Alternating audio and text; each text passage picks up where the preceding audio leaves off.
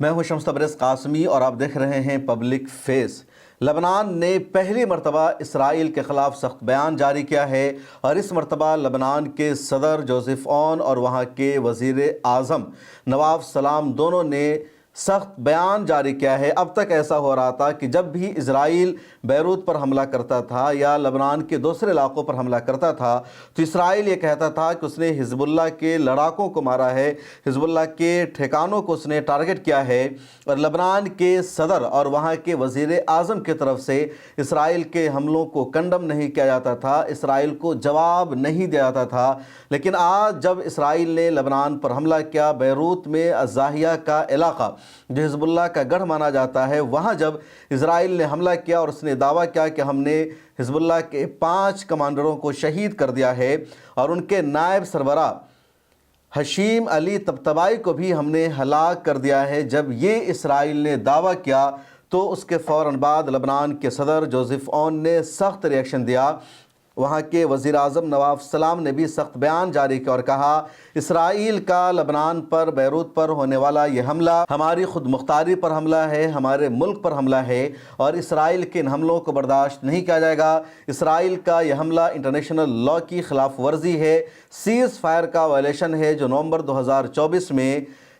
لبنان اور اسرائیل کے درمیان طے پایا تھا۔ لبنان کے صدر اور وزیر اعظم نے دنیا بھر کی حکومتوں سے، خاص طور پر یونائٹڈ نیشن اور امریکہ سے مطالبہ کیا ہے کہ وہ اسرائیل پر لگام لگائے، وہ اسرائیل کو مجبور کرے کہ آئندہ وہ لبنان پر حملہ نہ کرے۔ اس کے علاوہ وہاں کے وزیر اعظم اور وہاں کے صدر نے یہ بھی مطالبہ کیا ہے کہ اب بھی لبنان میں جہاں جہاں اسرائیل کی آرمی موجود ہے، اسرائیل کی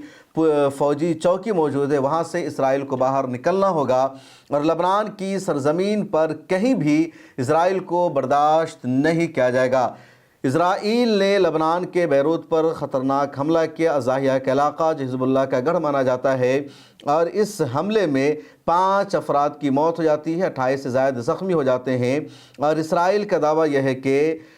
حزب اللہ کے نائب کمانڈر حشیم علی طبطبائی کی بھی موت ہو گئی ہے، شہادت ہو گئی ہے۔ حشیم علی طبطبائی بہت اہم ہیں، وہ ایران نسل سے تعلق رکھتے ہیں، بلکہ وہ ایرانی ہیں۔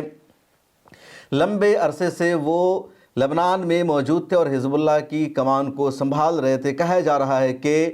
شہید حسن نصر اللہ اور ہاشم صفی اللہ کی شہادت کے بعد کئی سارے لوگ وہاں اہم ترین کمانڈر بنے اور ان کو اسرائیل نے شہید کر دیا، لیکن ان دونوں کے بعد یعنی حسن نصر اللہ اور ہاشم صفی اللہ کے بعد حزب اللہ میں اگر کوئی سب سے زیادہ پاورفل، کوئی سب سے زیادہ مضبوط تھا، کوئی سب سے زیادہ حزب اللہ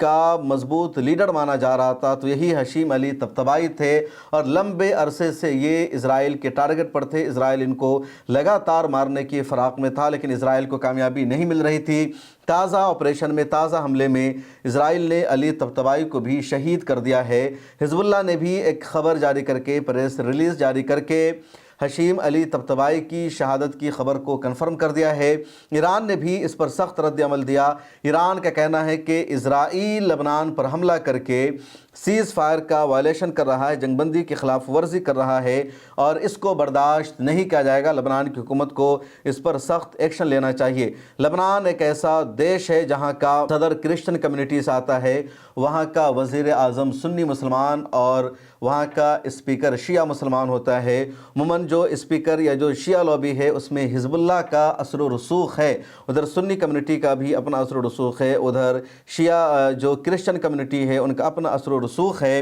اور یہ سب حملہ لبنان میں ایسے موقع پر ہوا جب وہاں آزادی کا جشن منایا جا رہا ہے، آزادی کی تقریب منائی جا رہی ہے۔ اب تک یعنی سیز فائر کا وائلیشن تقریباً لبنان میں اسرائیل 400 سے زائد مرتبہ کر چکا ہے۔ ادھر غزہ پٹی کے مختلف علاقوں پر بھی اسرائیل کا حملہ جاری ہے، اور حماس نے بھی اسرائیل کو سخت سبق سکھایا، اور حماس نے بھی امریکہ اور ثالثی کرنے والے ممالک سے مطالبہ کیا ہے کہ وہ اسرائیل پر لگام ڈالے کہ وہ سیز فائر کا وائلیشن نہ کرے۔ اس ویڈیو میں اتنا ہی، مجھے دیجیے اجازت۔ پبلک فیس کو سبسکرائب کر لیجئے، پھر ملاقات ہوگی۔